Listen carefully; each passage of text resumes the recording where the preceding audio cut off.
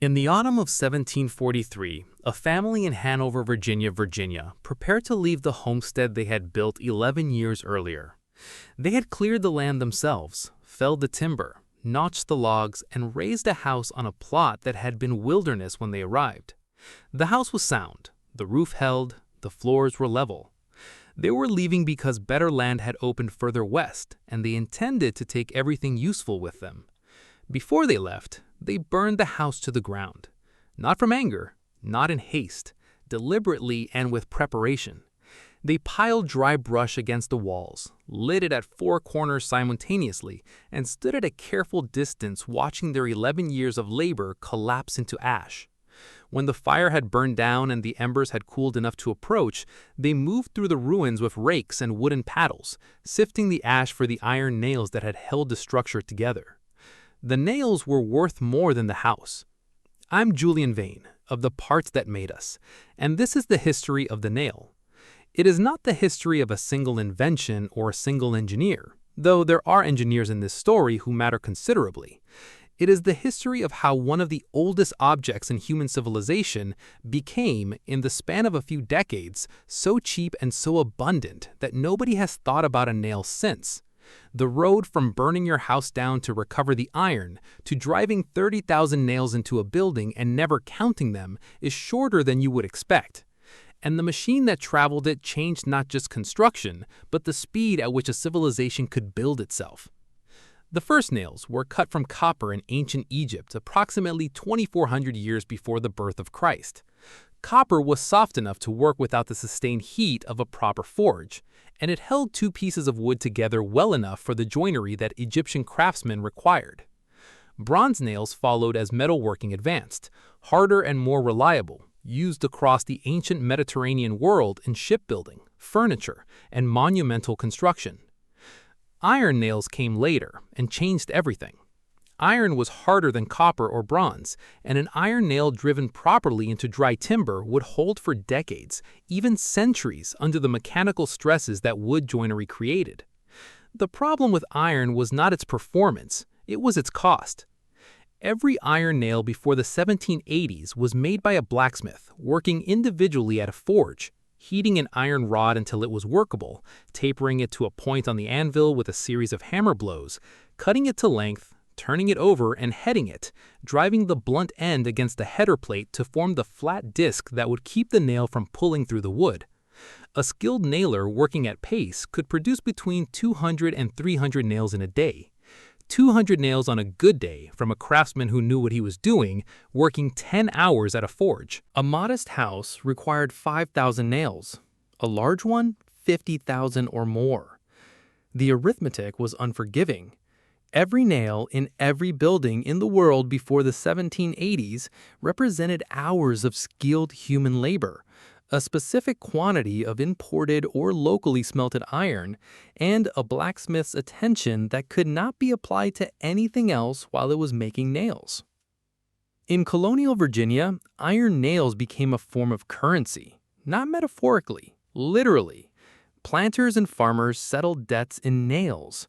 Merchants accepted nails as payment. The county courts recorded nail transactions alongside tobacco, the colony's primary currency, as a standard medium of exchange. The Virginia General Assembly in 1645 passed an act specifically prohibiting the burning of buildings to recover the nails inside them. The prohibition was necessary because the practice was common enough to concern the assembly. People were burning their own houses because the iron represented a more certain value than the timber. The law did not entirely stop the practice. The arithmetic remained what it was. A house full of males was, in certain circumstances, worth more consumed than standing. The problem compounded after 1776. Before independence, Britain had supplied the American colonies with manufactured iron goods, including nails, as part of the Atlantic trade system that the imperial relationship sustained. After independence, that supply was disrupted. The new American states needed nails to build the houses, barns, warehouses, and public buildings that a growing nation required, and the domestic production of hand-forged nails was insufficient at any price to meet the demand. Thomas Jefferson understood this problem with the precision of a man who had thought carefully about the economics of his own estate. In 1794, Jefferson established a nail factory at Monticello. He employed between 10 and 12 enslaved boys ranging in age from 10 to 16 and set them to making nails in a workshop adjacent to the main house. The operation produced approximately 10,000 nails per day at its peak. Jefferson tracked its performance with the same systematic attention he gave to his other agricultural operations: the cost of iron rod per 100 nails produced, the percentage lost to defective workmanship, the daily output of each individual worker. James Hubbard, who was 14 years old in 1996, was one of Jefferson's most productive nailers. Jefferson's memoranda record his output specifically. On good days, Hubbard made more than 5,000 nails. Jefferson calculated the profit per nail to 3 decimal places and compared it to the alternatives. The nail business was, in the mid-1990s, one of the few reliable sources of cash income that Monticello generated. Jefferson's nail factory was a rational response to a genuine supply crisis. It was also a demonstration of how far the situation had deteriorated. When one of the most prominent men in the country is setting children to work at a forge because there is no other adequate source of iron nails in the region, the underlying problem is not a shortage of effort or ingenuity. It is a process that has not been mechanized.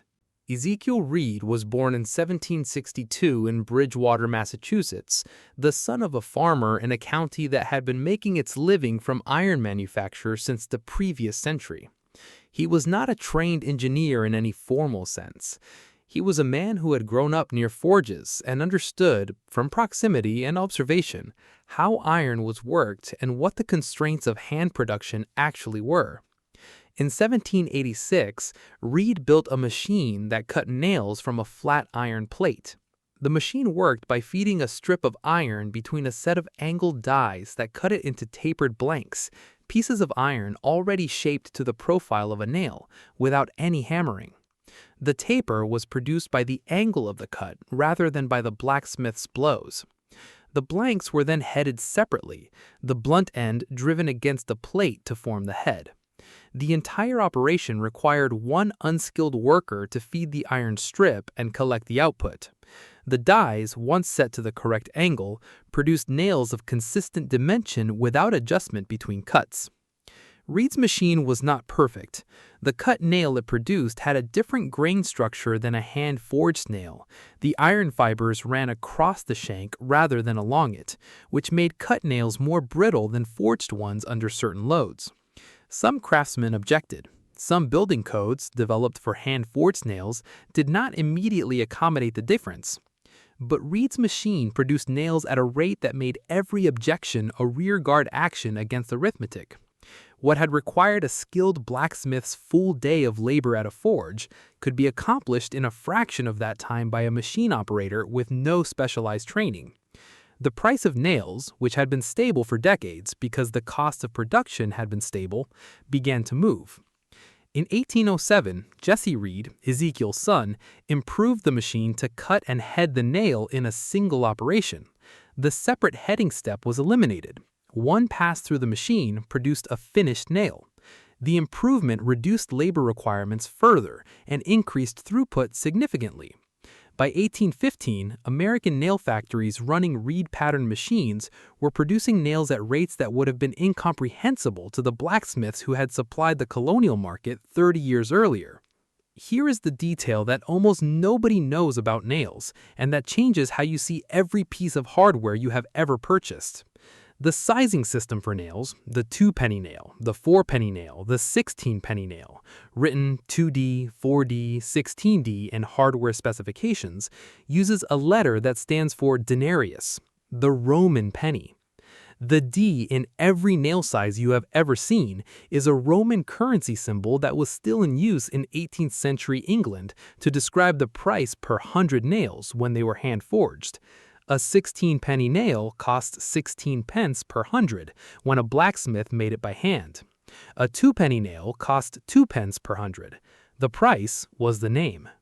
After Reed's machine, the price per 100 collapsed. A 16-penny nail no longer cost 16 pence per hundred, it cost a fraction of that, and the fraction kept falling as the machines improved and the factory scaled. But the name stayed. The sizing system that referenced a price that no longer existed was retained because it described a physical dimension that everyone recognized, and changing the names would have been more disruptive than keeping them. The Roman penny survived in American hardware catalogs because changing it would have been inconvenient. It's still there. The resistance to machine-cut nails lasted longer in some regions than others. Hand forgers who had built their livelihoods on nail production found the adjustment difficult. Some argued for quality differences that were real in certain applications and overstated in others. Some local building practices developed for forged nails with different holding characteristics genuinely required modification. None of it changed the direction of travel. The price of nails fell through the first decades of the 19th century as cut nail production expanded and competing manufacturers drove margins down. The frontier settlements that had been constrained by the cost and availability of iron fasteners found the constraint lifting. Buildings went up faster. Towns grew more quickly. The material cost of a structure dropped as the nail content, which had once represented a significant portion of the total, became a line item too small to concern the builder. Then, in the 1850s, engineers in France developed a machine that produced nails from wire rather than from flat iron plate. Wire nails were round in cross-section rather than rectangular, with a smooth shank rather than a tapered profile of the cut nail. They could be produced even faster than cut nails, at lower cost per unit, and they held adequately in most construction applications.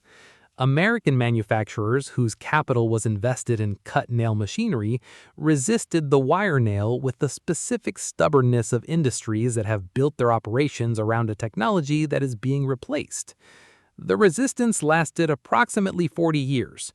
By 1900, wire nails had captured the overwhelming majority of the American nail market.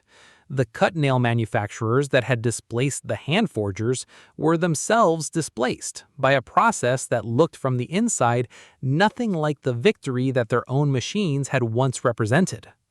A modern wire nail machine produces up to 1,000 nails per minute. Every nail is identical to every other nail of the same specification, the same diameter, the same length, the same head geometry, the same point profile. A 16-penny nail produced in a factory in Pennsylvania is interchangeable with a 16-penny nail produced in a factory in Oregon, because both are manufactured to the same standard, and both fit the same nail guns designed around that standard. The United States produces approximately 90 billion nails per year. A typical American house is held together by approximately 30,000 of them. None of them are counted after they are driven, none of them are stored for later recovery, none of them are worth sifting from ash. Ezekiel Reed received a patent for his nail-cutting machine in 1786. He spent the remainder of his life improving it, licensing it to manufacturers, and watching the industry he had created grow beyond anything his original machine could have suggested. He died in 1826, 40 years after his first working prototype, in a country where the nail shortage that had made Jefferson's forge necessary had been resolved so completely that the shortage itself had been forgotten. The Virginia law of 1945, prohibiting the burning of buildings to recover nails, remained on the books long after the practice it addressed had ceased to make economic sense. The law solved a problem that the machine eventually made obsolete. Somewhere in the ash of a house that burned in Hanover County in the autumn of 1743, there is iron, recovered and reused, most likely, carried west, hammered into a new structure on better land, serving for another generation before passing into some later form. The family that sifted that ash was not sentimental about the process. They were making a rational decision about the relative value of materials. The house was replaceable. The iron was not. The iron is replaceable now, has been since 1786. The calculation that made burning a building rational is so far outside living memory that it requires historical explanation. That is what good engineering looks like when it has fully done its work. Not the machine, not the patent, the moment when the problem it solved becomes difficult to imagine. If this is the kind of history you want more of, the ordinary objects, the overlooked inventions, the decisions that changed what was possible, subscribe. Comment below on what you'd like us to uncover next, and hit the like button. History is everywhere, even in the nails holding your walls together.